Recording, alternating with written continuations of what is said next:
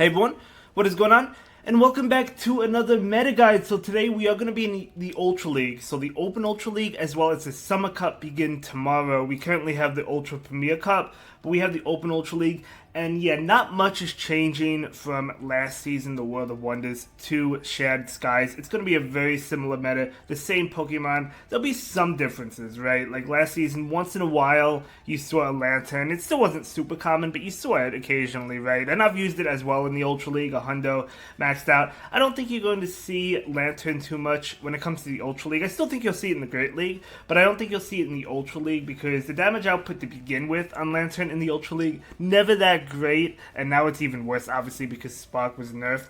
So there's going to be some differences, maybe some less Poliwrath. Maybe we'll see some other Pokemon like Typhlosion, right? But I don't really anticipate them too much. But with that being said, we'll see what we got going on for us. I could be wrong as well. Obviously, that's a possibility. So let's go ahead and dive right into it. So for the S rank, the same Pokemon that you're used to seeing, Registeel, of course. Registeel's always been good since the dawn of time, or since the dawn of Go Battle League, right?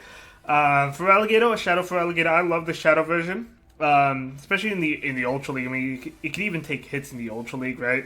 So great Pokemon. That was from last season. I love it. I think it's a great save swap.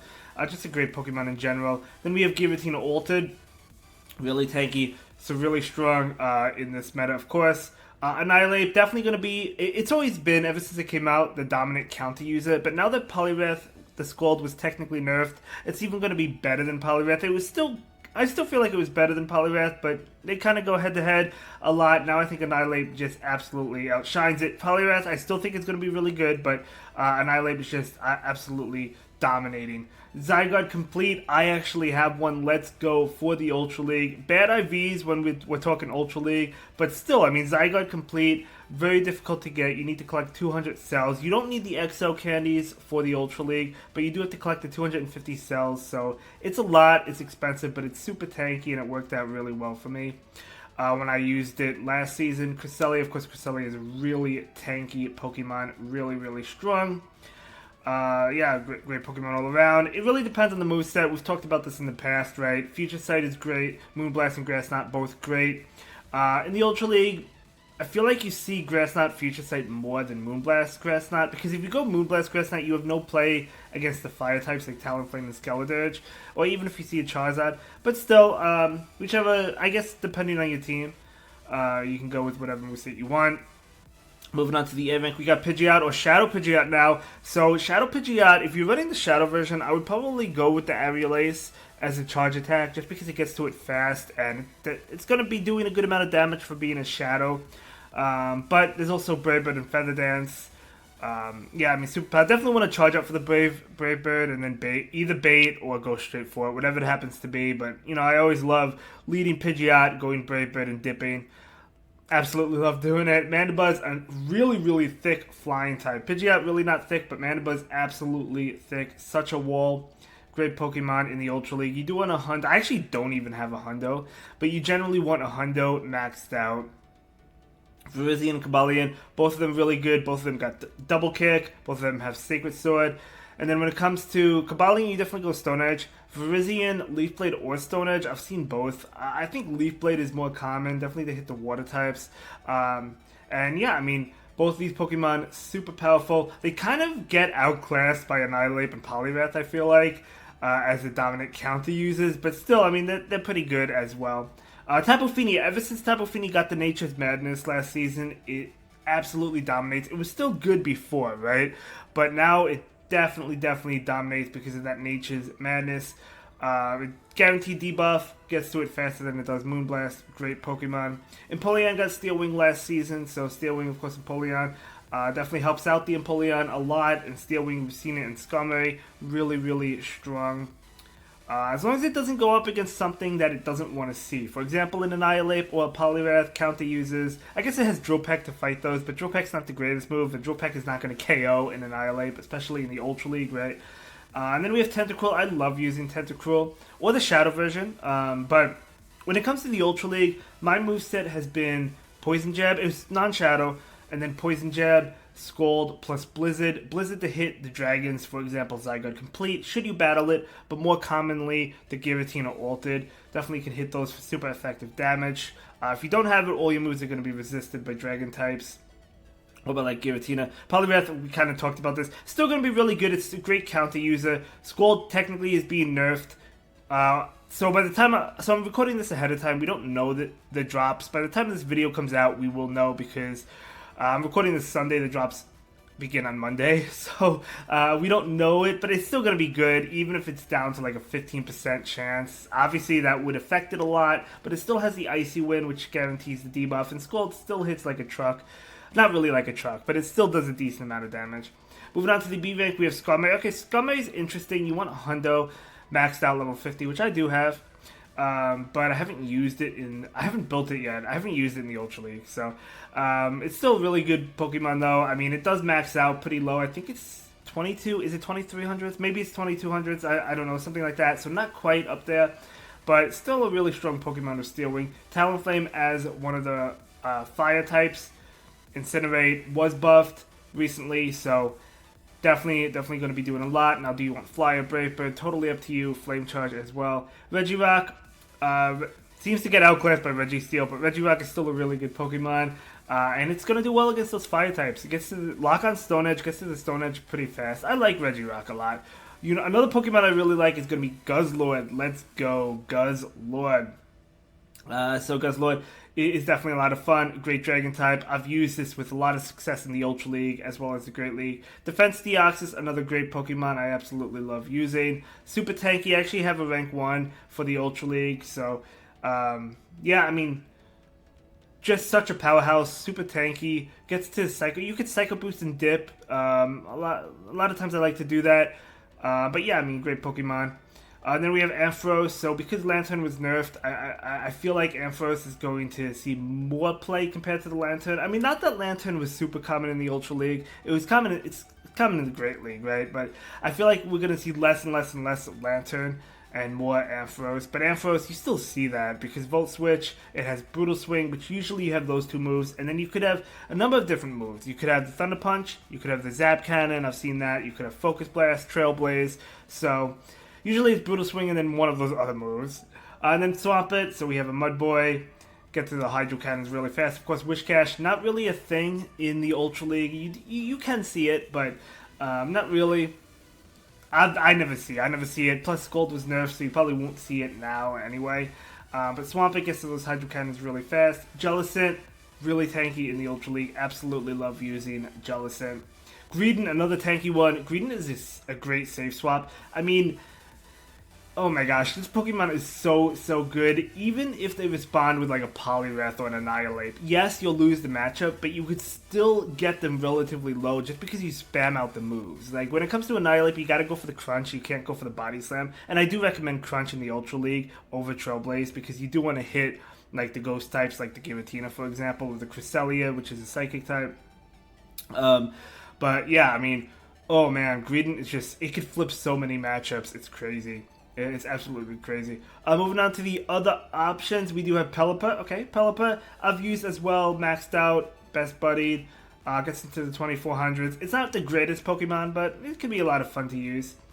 And then Skeledirge, another fire type, so of course the Incinerate, and then we have the Summon Voice and Shadow Ball on that. Gliscor, a Shadow Gliscor. I see that occasionally, and then we have Gallade. Okay. Gallade was updated last season with Psycho Cut, so it does get Psycho Cut now. And it gets to the Leaf Blade in close combat pretty fast. Not pretty fast, really fast. We have Dragonite or Shadow Dragonite. I see this Pokemon relatively decent amount of times in the Ultra League. Usually it's in the lead, I feel like. And then we have Goodra. Okay, so Goodra's getting Thunder Punch for the Community Day. I'm not sure how common Thunder Punch is going. I mean, so Thunder Punch, I feel like is the moves that you want. It's just, it doesn't do a lot of damage. I don't know. I mean, you definitely want the obviously Dragon Breath is the fast move, and then Aqua Tail. Do you want Thunder Punch over Power Whip? I feel like you do, just to hit like the flying types. But yeah, I mean, it's good coverage. But again, like in the Ultra League, Thunder Punch really not doing too much damage, but it still gets to it pretty spammy. And Dragon Breath is just adding up. And then we have Goodra. So Goodra, oh not Goodra, excuse me, Charizard, another fire type. I feel like you see Talonflame and Skeledirge more, but Charizard used to be the king of fire types, I guess before Incinerate was buffed, or maybe before like the Skeledirge came out. But with the Wing Attack, which is a great move, of course. So Wing Attack, Dragon Claw, Blast Burn. Then we have Trevenant. Okay, so Trevenant, the Seed Bomb was buffed, right? So Seed Bomb doing more damage. It's still going to take 6 Shadow Claws to get to. That still stayed the same, but it is doing 65 damage compared to 60. So it did go up a little bit. So we'll probably see more of that. And then, okay, we have Dragalge, another Dragon type. Then we have Walrein. Walrein, you probably won't see too often. I see it once in a while. I remember when Walrein used to dominate, but not anymore. Then we have Abomasnow.